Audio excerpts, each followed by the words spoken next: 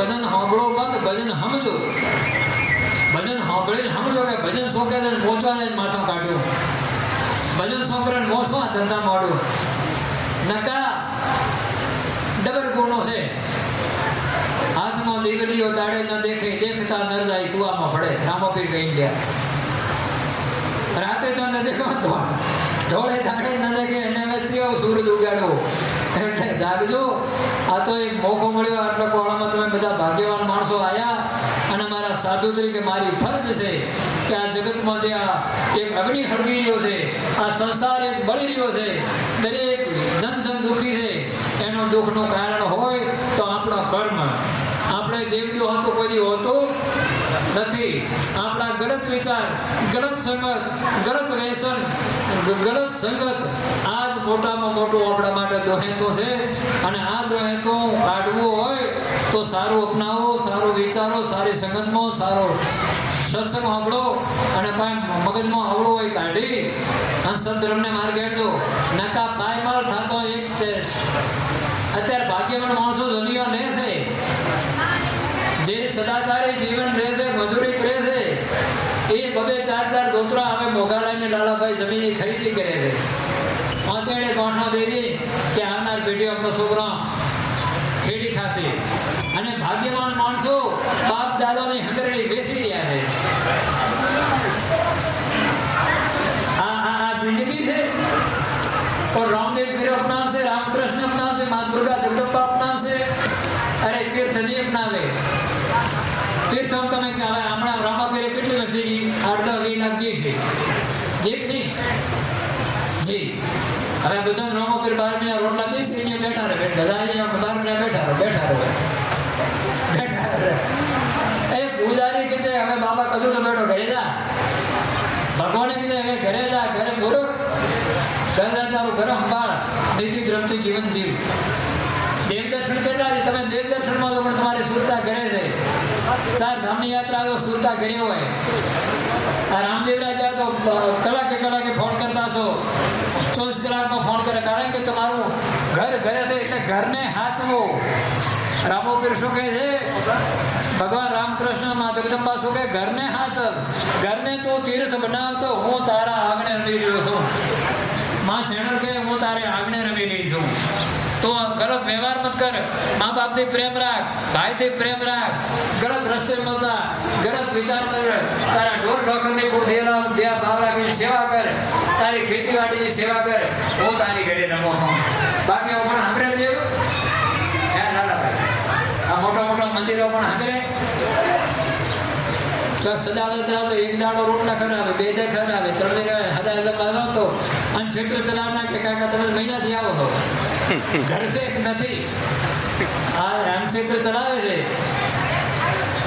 1 દી 2 દી તમને આમ ભાવથી જમાડે, 5 દી ભાવથી જમાડે, 10 દી ભાવથી જમાડે. પણ મહિનો તમે રહો તો કાકા જરે ઓઠવાણે હાથ તમે તમારે ઘર બહાર છે નહીં કાંઈ ન પૂછે. નકા કહે છે ઘર સંભાળો એટલે સજ્ઞા દેવતાઓ ભગવાન આ બધું તથ્ય સાચું છે. પણ શું કહે છે? ઘર સંભાળો.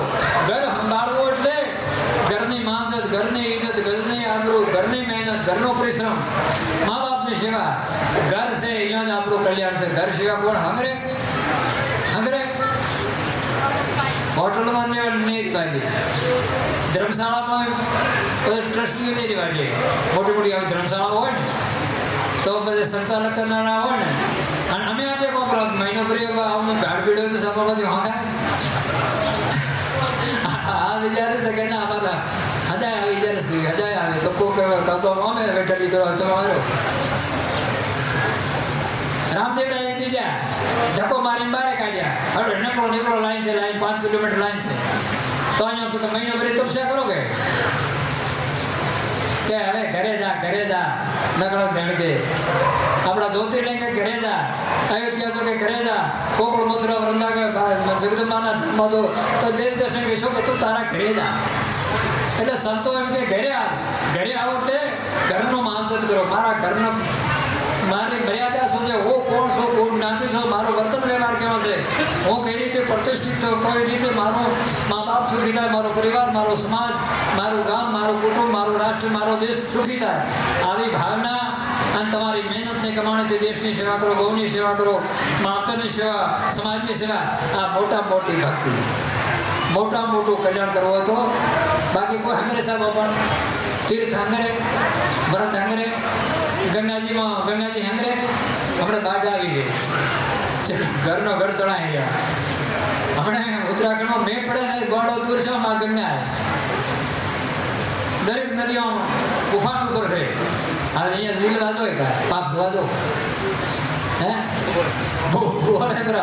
એટલે તીર્થ આપણને એમ કહે છે ઘરે જા. ઘર એટલે ઘરે સત્યનું આચરણ કર, મા બાપની સેવા કર, સમાજની સેવા કર. જે ભગવાને તમને મજૂરી આપી હોય દેવ ભાવથી સેવા કરો, આ ભક્તિ છે. બાકી માળા કરવી, જપ તપ કરવો એ એક આપણા અંતકરણને પવિત્ર કરવા માટે શુભાશુભ સાધન થાય. આપણે 5 માળા કરો, 11 માળા કરો, હરિના નામનો જાપ કરો, એ સાલ આપણું મન છે ને એ શુદ્ધ થાય, અંતકરણ પવિત્ર બને. આપણે હવાનું સ્નાન કરો તો શરીરની શુદ્ધિ થાય, દાન કરો તો ધનની શુદ્ધિ થાય. બાકી વ્યવહાર તો હાચવવો જ પડશે. અને મોટો વ્યવહાર હાચવો તો ભગવાનની કૃપા છે ને છે. અત્યારે માવતર તો એટલો વધી પડ્યો છે, અને આ બધા રમણીઓ મંદિરે ભટકે રહ્યા, લાઈન લાગે છે. અને માવતર ખરેખર કઈ નથી તો પણ મારા અહીંયા આવે લગભગ દુઃખી હોય. જ્યારે એ છોકરા અઠવાડિયે કે હજારે ઘી આવે તાર માવતર બાપનો હકે રોટલો ખાને હારકે મોકલે કે હેડતા જતા પણ હવે ઘરે અરે સજનો મા બાપને ચિંતા કરી રસો રામદેવ પીર દાદા રામાપીરનો ઘરે તમે ફોટો રાખો, એની આરતી કરો, પૂજા કરો. અને રામાપીરને પિતાજી દેખો, મા નેતરને માતામ દેખો. રામો ધણીને આવે હું ભાડું હે છે શું આવે, પણ આપણામાં કલખાણ છે ને, ના પીવાના પીધો, ન કરવાના કર્યો, ન સંગતમાં ગયા, ઢોર ઉપર ક્રૂરતા ગુજારી, પશુ ઉપર પ્રહાર કર્યા, દયા ન રાખી, તો કોઈ દેવી દેવતા પણ સાથ હાલવાનો. એટલે આપણા ખેડૂતોને પણ નમ્ર વિનંતી, ઘરે 2-5 માલ રાખો તો ભલે મોડાવ થાય, ભલે સીટી ફરી નેદણ હોય, દેખ હોય તો એ ઢોરનો એક તો પેટ મત બાંધો, એને સંતુષ્ટ કરજો. કદાચ પાંકડો હોય, યોજણું હોય, એ અબોલા ભગવાન સાહેબ હાય ખોટી, અને બીજી મા બાપની હાય ખોટી છે.